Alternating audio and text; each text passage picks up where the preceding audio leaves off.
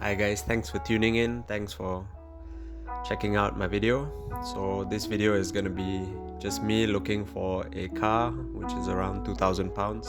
So it's the first car that I'm going to buy in the UK. And so I wanted a comfortable budget, something that's not like I see you can get cars for like a grand, stuff like that, but I thought 2,000 pounds I should be able to get something relatively decent as a runner to last me at least a year, because I'm going to be using this car to get to work. So I like to use Auto Trader because it's a nice website to use. There are plenty of cars, private sellers, dealers, a lot of filters on it, so it's easy for you to check. And I think they do some due diligence on the dealers when they list with Auto Trader, so that's why I use this. So you just put in your postcode or something that's near you, which is what I've done, an area which is nearby where I live, just to see how far these cars are from you. So you can filter it by distance. There are plenty of filters on this website, which is great. So I'm considering a few things buying a car. So you have to consider, these are things that everyone has to consider actually. Now, how much insurance costs, how much road tax costs. You consider the maintenance, do some research on what cars are cheap or reasonable in the UK. You can see fuel consumption in the ads. So I am looking for a 4 or 5 door car because I just want that practicality. And I am looking for something with full service records. So that's a personal preference. There are some ads where they have dealer records, so maybe the first 5 years there's full service history, and then maybe there's a year gap, or there might be some gaps. Another thing you have to look for is the MOT. So MOTs are inspections which you have to do every year to make sure cars are roadworthy. So what I'm looking for is a car where it has at least a 10-month MOT. So I know for almost a year, I don't have to worry about that inspection. I can just drive the car. And also you can check the MOT results from previous inspections. So I'll probably show you how to do that in a separate video or something really quick later on how to get to that. So some of the cars that I shortlisted, some brands Vauxhall, Ford, Volkswagen, and certain Hondas, because I found that these are the cars which are relatively cheap to maintain from my friends that I've asked, and some research that I did just by reading online. So this is what I shortlisted. So that's what I'm going to be looking for within those brands, because obviously a BMW would be nice, but I'm quite scared of the maintenance of a BMW, although it is affordable to buy like a 1 Series for that sort of money, but also you have to look at the mileage. So here in the UK, I think mileage affects the price of the car quite a lot.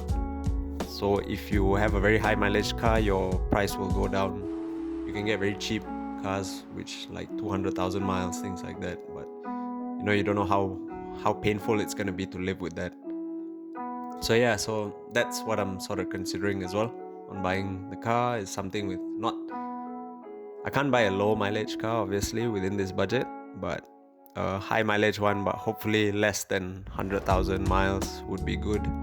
So it's sort of how much mileage my car back in Malaysia has, so I'm comfortable with that. You sort of know the condition, right? So in these ads on Auto Trader, you can see they show you the running costs, so you can see what your estimated mileage is, your insurance group, and the road tax for the car. Another thing they show you is CO2 emissions for the car. So the insurance group, the lower the insurance group number is the cheaper your insurance is going to be. But also take note that insurance is based on a lot of factors. So I'll show you that in a different video, but it's also based a lot on how long you've had your license, what license you have, where you live, and where your car is parked during the day and at night. Yeah. So another thing I'm doing while I'm shopping is that I'm looking for cars which are close by to my house, because I want a home delivery since it's locked down and COVID and all that.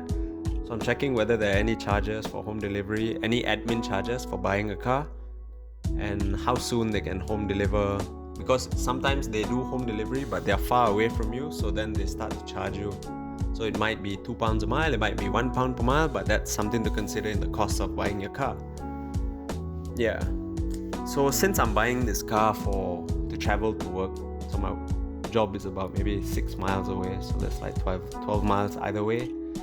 So in Malaysian terms, what we know is about 20 km per day. That's what I'll need to do. And since this car is so this is something that I found out after I was shopping around for a car, is that the CO2 emissions of your car matter when you are registering it to be used with your business to get your car allowance. So some companies have limits that you need to look at on how much your CO2 emission can be before they sort of approve that for you. So yeah, so that's something to take note of, everyone. In case you're doing that, just look out for it. So it's quite a different experience shopping for a car online. So basically what I'm gonna do is I'm gonna shortlist some ads, I'm gonna call the guys, find out what info they can give me. Then you sort of put a booking fee down and they bring the car to you to check it out. Some of them, they mean that, so they bring the car to you if it's per advertisement, then you are obliged to buy the car. Some of them, they don't mind bringing it to you just to have a look at it, but I'm not sure how that works out with the regulations, lockdown regulations and stuff. But so I didn't want to do that. I just wanted to check out the car online, sort of stick to the rules. And if it's okay, if all the paperwork is in place and the car is in good condition when it comes to the house, as per whatever communication I've had with the dealer, then it's fine. Then I'll take it. So as usual for cars, you look at the interior condition, your tires, your tire wear and tear. So some of these pictures will show you. Sometimes you have to contact the dealers to get more information on that, more photos. Maybe you want more documents, you want to see like service history and stuff. Obviously maybe they won't show you in the ad, so you need to ask them and make sure you get all that information before you put any money down for a car. And yeah, so I'm looking at petrol and diesel options because obviously there are a lot of diesel cars in the UK compared to Malaysia. There are barely any like normal, like, standard small cars which are diesel. But diesel is quite economical, fuel economy wise, but maybe emissions wise it's not so great. And most of the cars here are manual, so that's going to be a big change for me since I have never driven a manual car on a daily basis. Most of the time it's an auto car, easier. In Malaysia the jams are really bad, but here, since I'm in Milton Keynes, is not too bad, and I thought a manual car lets me buy a nicer car for the budget that I have instead of spending more money or getting a much older car.